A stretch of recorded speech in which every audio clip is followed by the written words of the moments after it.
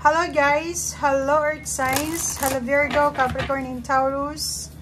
Welcome dito sa aking channel, Kapalaran 888. Welcome guys! Alamin natin kung anong messages, vibration, gabay, energy para sa lahat ng Earth Signs, Virgo, Capricorn, and Taurus. I hope na makuha mo ang energy.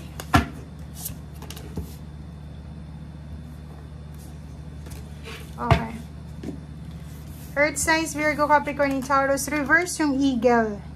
So, parang ang nakikita ko sa'yo dito na naka-reverse siya. Medyo, maraming opportunities or possibilities sa buhay mo na posibleng pasukin mo. 'Di ba? Kaso lang naka-reverse siya.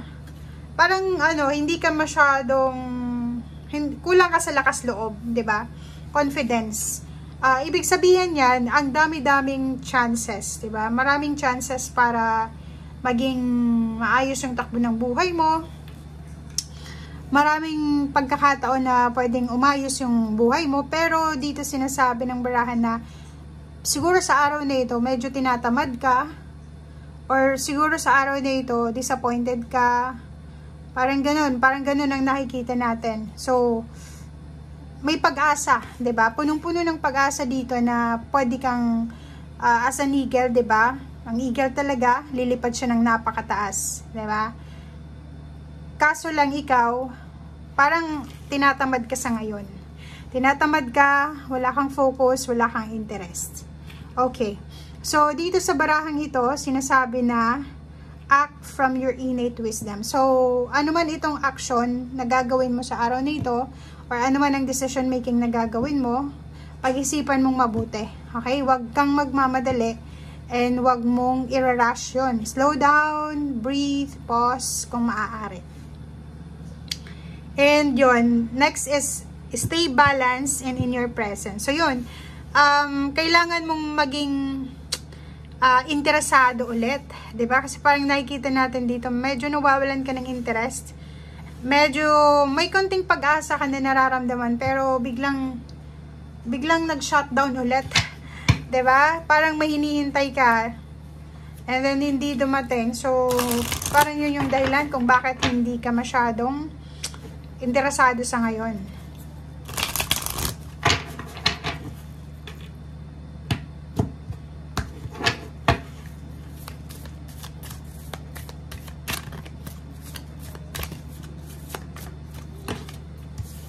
Okay. Neutrality, inner desires. Oh, 'di ba? Ang kailangan mo sa ngayon, balanse. Kulang ka talaga sa balanse. Tingnan mo, the gift of neutrality, 34/7. 'Di ba? So, dito sa barahang 'to, sinasabi na kailangan mong balansehin ang lahat sa buhay mo, love life, trabaho, pamilya, spiritual, health.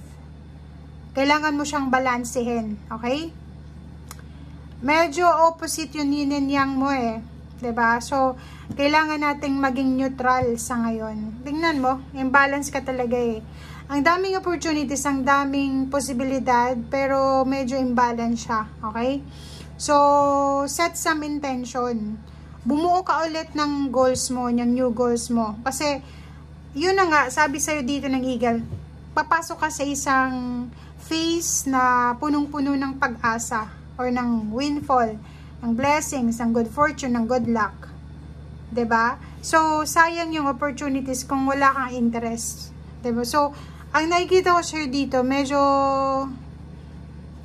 nawawalan ka ng interest talaga. Nawawalan ka ng motivation. O parang nawawalan ka ng lakas loob, confidence. Parang ganun. Comment down below if resonated ka. And kulang sa balance eh. Medyo imbalance yung environment mo.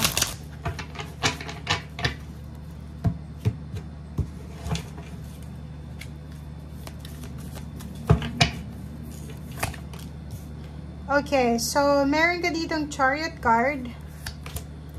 And, parang yun na nga, ang nakikita natin dito, may in-expect ka sigurong travel, movement, relocation, progress, achievement, Kaso lang yun, disappointed ka, medyo nakakaramdam ka ng pain and heartaches kasi yun, parang hindi natuloy yung travel, hindi natuloy kung ano man itong ninanais mo.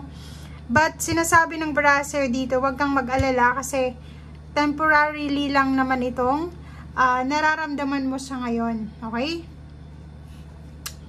Darating yung araw na makaka-recover ka ulit sa mga pain and heartaches, sa disappointments na nararamdaman mo.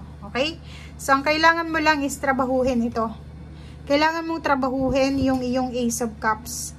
Ibig sabihin, huwag tayong maghihintay sa iba, 'di ba, na ibigay sa atin yung kaligayahan. If ever na disappointed ka, nasaktan ka na kung ano man ang ginawa sa'yo ng ibang tao, kailangan mag-move on. Trabahuin mo yung pag-move on para makapagsimula ka ng bagong buhay mo. Kasi pag nag-dwell ka dyan sa competition, sa away, samaan ng loob, sa mga backstabbing, or kung ano pa man, hindi ka mag-grow dyan. Okay? So, kung makikita mo dito, sinasabi na, etong heartaches na to, etong pag-aaway na ito, kailangan mong trabahuhin ito para bumalik ulit sa dati. 'Di ba? Mag-iingat ka dahil today posibleng may hindi kayo pwedeng pagkasunduan ng iyong karelasyon, asawa, girlfriend, boyfriend, or even katrabaho. So, kung makikita mo dito, lalo na kung may business ka, pwedeng yung kasama mo sa business, ka-partner mo, ay hindi kayo masyadong magkaintindihan dahil magkasalungat yung point of view nyo sa bawat isa.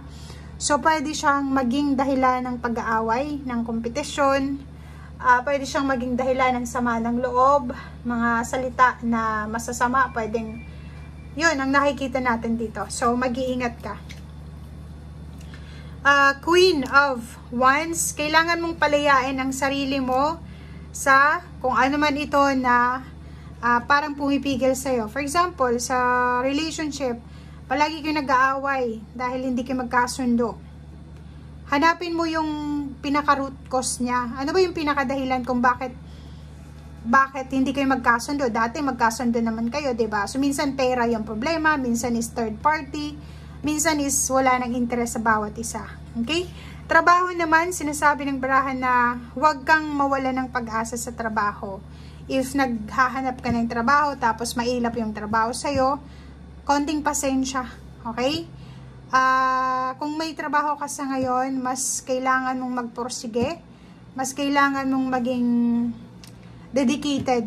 Okay? Be confident na ano man itong mga paghihirap sa trabahong ginagawa mo sa ngayon, or ano man ito, like, nahirapan kang makisama sa mga katrabaho mo, nahirapan kang makisama sa relatives mo, sa in-laws mo, or kung kanino man, isipin mo na pag trinabaho mo to, maayos mo to.